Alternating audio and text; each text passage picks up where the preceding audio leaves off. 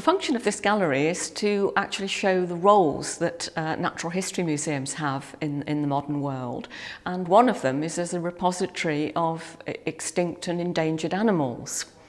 What we're trying to do is to show how beautiful and attractive these animals are, to hopefully inspire our visitors to realise how important it is to conserve them.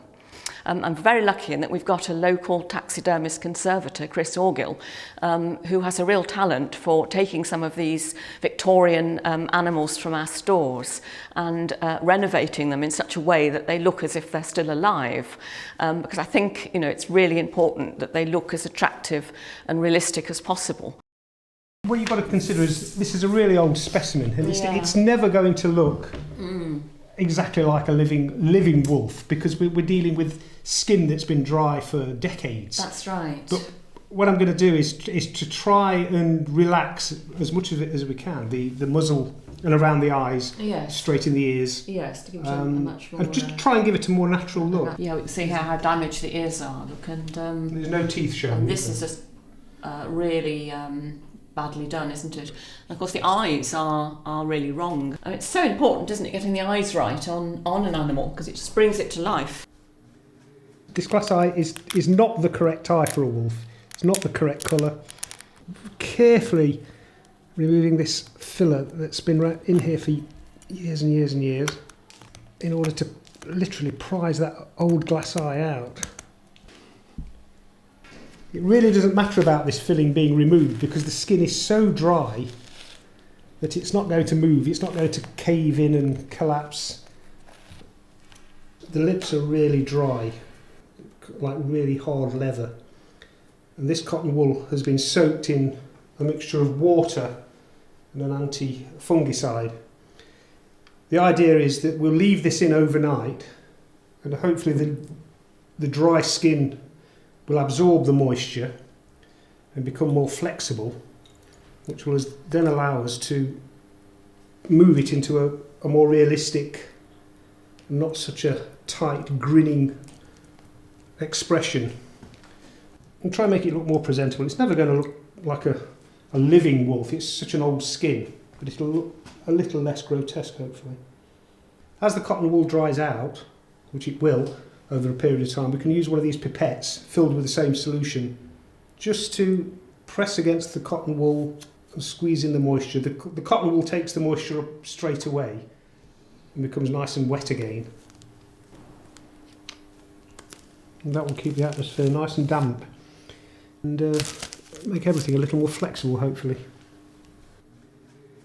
What I've done here, I've put polyurethane foam in there and carved it to the shape of the muzzle. Just like sculpture, really. That at first we put it on quite simply like that. And we're going to merge this into this hair of the muzzle. And as you can see already, it's looking better. We can actually attach hair to this area to blend in with this real hair. It's a bit like brush marks on a painting. If you're trying to get rid of the brush marks but leave the actual colour. Now, the next area I'm going to move on to is the nose, which, as you can see, is very twisted, very unnatural. So I'm making up the weaker side of the nose, and then I'll match up the other side, which needs less work doing to it. So it's important to only do the absolute minimum to this side, so that we're not actually making work for ourselves.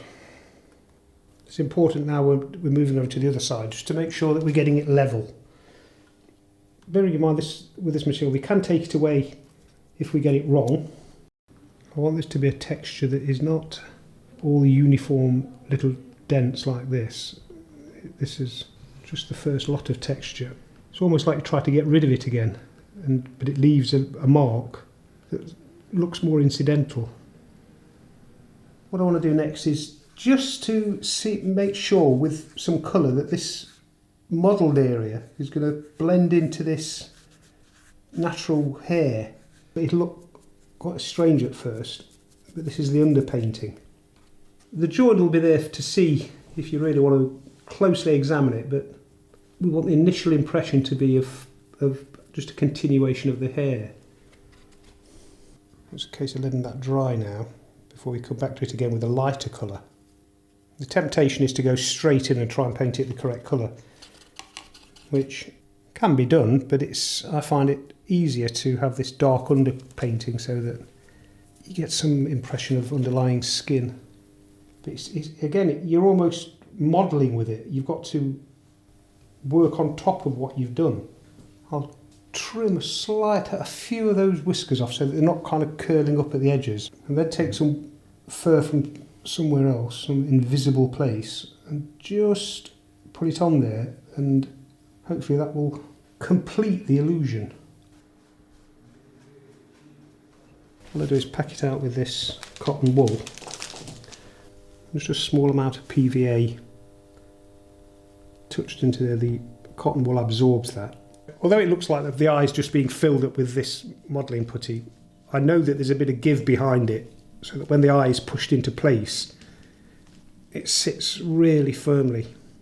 So there, see, it's held straight away. And then we just keep moving that around, pushing it back. What we don't want to do is push it too far in, because then we've got the problem of trying to get it out again. I'm using this piece of wood because I don't want to scratch this eye. Now, usually in a fresh taxidermy specimen, you'd be modelling the actual loose skin around the eye, but we haven't got that luxury in a specimen this old. So unfortunately, some of the lost, dried material has got to be recreated as best we can with this modelling compound. We can start to do this fine detailing now, which consists mainly of trying to blend the modelling compound into the existing fur seamlessly. Really dark in there. Doesn't matter if it goes on the eyeball at all, because that's cleaned up afterwards. Got to make sure it's really dark inside there. Just getting a little bit lighter as you reach the edge of the natural hair. And of course, you've only got to put a few little natural hairs on there, and the illusion, hopefully, is complete.